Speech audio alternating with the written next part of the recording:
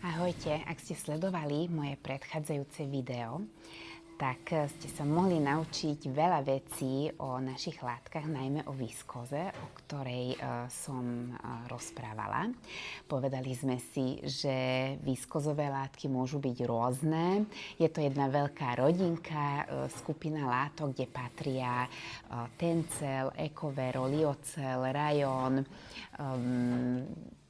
a podobné, kupro taktiež. Takže všetky tieto látky sú viskozové látky, pretože sa vyrábajú z viskozových nití, ktorá sa vyrába nejakým zložitým chemickým procesom. Do toho teraz nejdem, pretože to je už čistá chémia.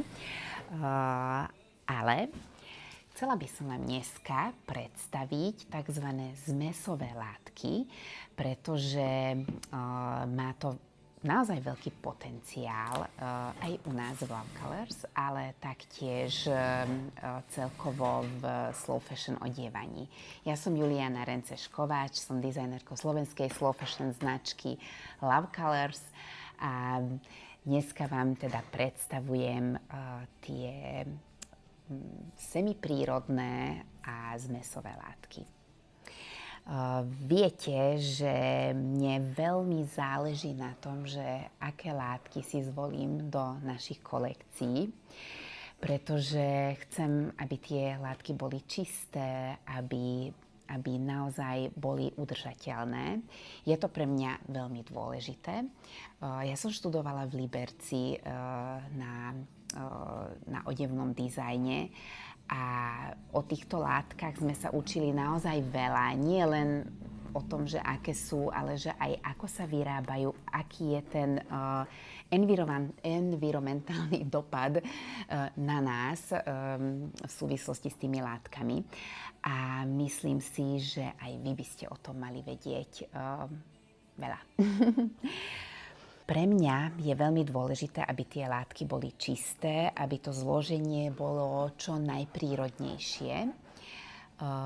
A preto niekedy idem aj do kompromisov, pretože niekedy sa mi neskutočne páči nejaká látka, vzor alebo celkovo ten omak, ako sa správa.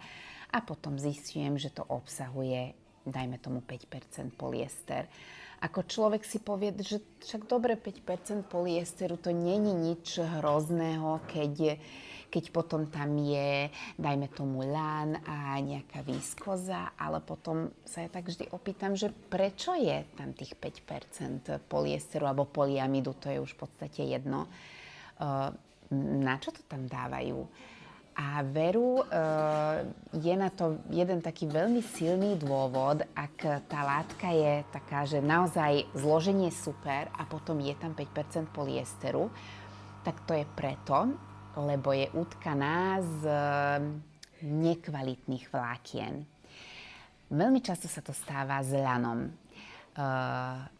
Máme lan, hej. Kvalitný lan obsahuje dlhé vlákna, napríklad francúzsky lán, lán z Litvy, lán z Írska dokonca. Všetky tieto krajiny majú také klimatické podmienky, že dokážu vypestovať naozaj kvalitný lán s dlhými vláknami.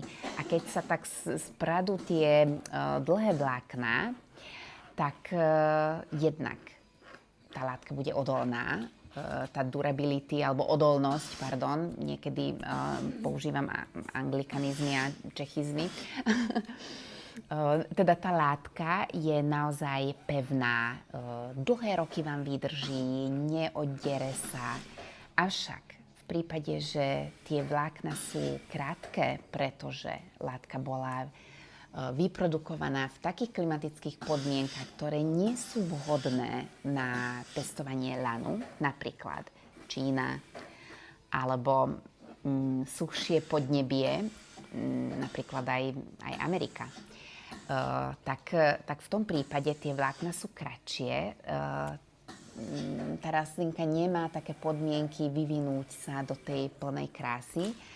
A preto potom výrobcovia do toho miešajú také vlákna, aby sa to celé držalo dohromady. Čo je fajn, hej? Povedzme si, že dajú tam 5% polyesteru, však dobre, 5% ešte nikoho nezabil. Ale teda tá funkcionalita látky a kvalita a všetky tie benefity látky ostávajú. Stále je to prevažne lanová látka. Čo je problém? Že polyester to je nekonečné vlákno. Tenké, nekonečné. Jednoducho, keď sa to zmieša s prírodnou látkou, ktorá obsahuje tie vlákna, tak stáva sa, že tie vlákna sa akoby uvoľnia, pretože sú kratšie. A čo vzniká? Vznikajú žmolky. Preto sa vám môže stať, že ste si kúpili vo fast fashion obchode krásne lanové veci a zrazu pod pazuchmi sa to začne žmolkovať v oblasti vačok alebo rukávy, stehna, tam, kde sa tá látka šuchá, dresa, tak tam vznikajú tie žmolky. A je to kvôli tomu, že ono to obsahuje nejaké percento polyesteru. Samozrejme, výrobcovia by mali označiť vždy zloženie látky. Avšak realita je taká, že niekedy to nie je úplne tak, jak to uvádzajú. Preto si myslím, že je vždy veľmi dôležité sledovať tie štítky, takéto štítky, ktoré sú v oblečeniach. Ja si myslím, že ak nakupujete u menších predajcov, u lokálnych značiek, tak to zloženie tam vždy bude pravdivé. Čo akože často si to všímam, napríklad tzv. Talianská móda, ktorá s Talianskom nemá nič spoločného, tak tam väčšinou dávajú úplne že falošné štítky. Ja to vidím, ja to cítim, ja si to viem rozoznať. Možno vy nie a oni to dobre vedia, že vy si to neviete rozoznať. Možno neskôr počas nosenia cítite, že že toto není lan, není to čistý lan. No, ale druhý dôvod, ten prvý dôvod, že prečo sa dáva syntetika do prírodných látok, tak jednak, aby sa vylepšili vlastnosti tej látky. V tomto prípade, čo som vám spomínala, že je to naozaj že šitová kvalita lanu, tak to vylepšujú s tým polyesterom, aby bola odolnejšia.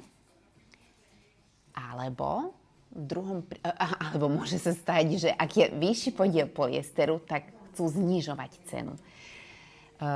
Predstavte si, že oni vyprodukujú miliónov metrov látky a nakoniec to, akože tá cena vychádza nejako a znižujú tú cenu s tým polyesterom. Zoberte si, že za 1 000 000 eur vyprodukujú látku a keď tam dajú troška polyesteru, tá cena sa zníži, ja neviem, o 1/3, dajme tomu. Takže v tom prípade akože chápem, že chcú lacnejší produkt, na druhej strane nechápem.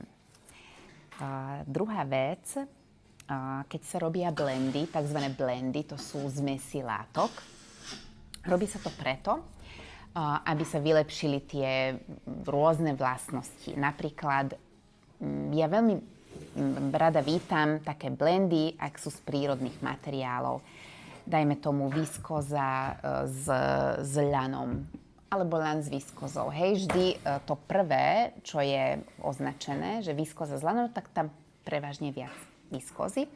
Napríklad aj my tu máme takéto látky, tieto nádherné viskozy, ktoré obsahujú 75% viskozy a 25% lanu. Je to stále viskóza a je tam aj ten lan, takže vlastne ten lan dopomôže k tej savosti látky, k tej ľahkosti. A zase tá viskóza je taká padavá, veľmi dobre sa to nosí, je to také elegantnejší, má to taký elegantnejší vibe. Takže mám veľmi rada tieto látky a sú naozaj kvalitné, takže nežmolkujú sa. Avšak musíte si dávať pozor, nedávať to do sušičky, lebo nemusí to mať úplne najlepší dopad. Taktiež, čo sa týka denimu, alebo však denim môže byť z hociakých teda materiálov. Momentálne ja tu mám bavlnený denim, ktorý obsahuje, hneď vám poviem, obsahuje 80% bavlny, 10% viskózy, 5% elastanu. Takže to je tiež vlastne tou viskózou je trošku vylepšená tá bavlna, lebo 100% bavlnený denim je taký tvrdší. Ako samozrejme, dá sa zošľachtiť povrch nejakým spôsobom. Sú na to rôzne technologické procesy, enzyme wash, rôzne chemické látky, s ktorým oni zjemnia ten denim. Avšak tým, že to zjemnia, tak už sa tak rýchlejšie odere, robia sa dierky v rôznych častiach. Napríklad s tým môj muž má stále problém, jak nosí vo vačku mobil a peňaženku. Všetky riflové gate sa mu trhajú, teda nie, že trhajú, netrhá sa, ale vyšuchá sa to na tých vačkoch. Takže buď opravujem vačky, alebo človek kupuje radšej nové rifle. No, takže vlastne tou viskozou sa tá látka tak zjemní, je aj tenšia, najmä u tých denimových látok. S tou viskozou vieme dosiahnuť naozaj tenkú látku, ktorá bude úplne super aj v lete, hej? Že však v lete, keď sa človek potí, tak je lepšie vždy nosiť nejaké tenšie rifle ako nejaké, neviem, hrubé. Taktiež tam je elastán. Vďaka elastanu je tá látka naozaj pružná. Preto neodporúčam tieto dávať veľmi do sušičky, ako nehovorím sem tam. Môžete prať na 30-ke kvôli tomu elastanu. Ak by tam nebol elastán, tak úplne v pohode. Ale ten elastán môže trošku narušiť vlastne tú štruktúru látky, natrhať sa a už to není úplne krásne. Takže aj tuto vidíme krásne, ako tá kombinácia, symbióza tých látok dokáže vytvoriť niečo naozaj krásne a nositeľné. A teraz úplne, že kráľovnou látok tu u nás v Love Colors. Tuto ste možno ešte ani nevideli, pretože je to nová kolekcia, ktorá sa len pripravuje. Teraz ešte koncom leta, alebo však už čoskoro by sme chceli spustiť túto kolekciu. Mám tu nádhernú látku, ktorá obsahuje 60% tencelu. Tencel je v podstate viskóza, je len taká ekologickejšia forma viskózy, o tom tiež si povieme. 20% hodvábu a 20% ľanu. Takže je tam vlastne 40% absolútne prírodných vlákien a tých 60% tencelu. Takže je to naozaj krásna kombinácia. Keď som to uvidela, hneď som vedela, že z tejto látky ja potrebujem niečo ušiť, pretože ideálne na leto, aj keď máte z takejto látky, že dlhé rukávy, stále je to taká vzdušná tkanina. Takže čokoľvek z tejto látky bude vždy vzdušné, jemné, aj na omak. To cítiť, že je to celkom pevná látka, ale je nesmierne jemnučká na blúzky, na šaty, úplne ideálne.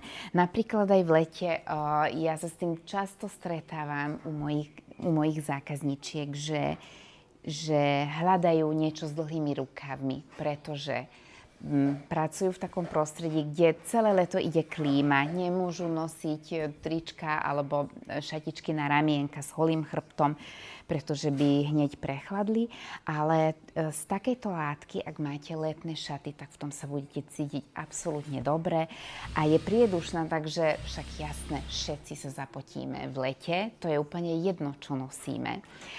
Ale je úplne iné, či sa v tom dusíte celý deň a tá látka neprepúšťa pot a vlhkosť a nesaje a teče vám to po chrbte, alebo je to krásne savá látka, ktorá prepúšťa vlhkosť a aj rýchlo sa usuší. Takže táto nádherná látka bude čoskoro v našej ponuke a ja sa s nimi veľmi teším. Aj vlastne ten vzor je taký krásny, milý, nesmierne feminínny, to, čo ja veľmi ľúbim. Tak ja neustále hľadám takéto látky, aby boli čo najprírodnejšie a aby sa nám čo najlepšie cítilo v týchto oblečeniach, pretože oblečenie si myslím, že je niečo, čo nás slúži a nemalo by to byť naopak. Nikdy by sme sa nemali cítiť nepríjemne v tom oblečení, pretože však ten život je krátky na to, aby sme trpeli celý deň v nejakých veciach, ktoré tlačia, alebo v ktorých sa potíme, dajme tomu. Tak verím, že sa vám toto páčilo. Ak ste nevideli predchádzajúcu časť, tak určite si to pozrite. Ja si myslím, že je to veľmi edukačné a aj zaujímavé. Ďakujem za pozornosť a napíšte mi do komentu, že či nosíte takéto materiály a či vôbec sledujete, že z čoho sú vaše oblečenie ušité. Ak nie, tak verím, že po tomto videu už to budete určite sledovať. Ak sa vám to páčilo, ak ste si niečo nové naučili dneska, tak dajte mi komentík, lajčík, uložte alebo prezdieľajte toto video. Nech sa to dostane aj k ostatným žienkám.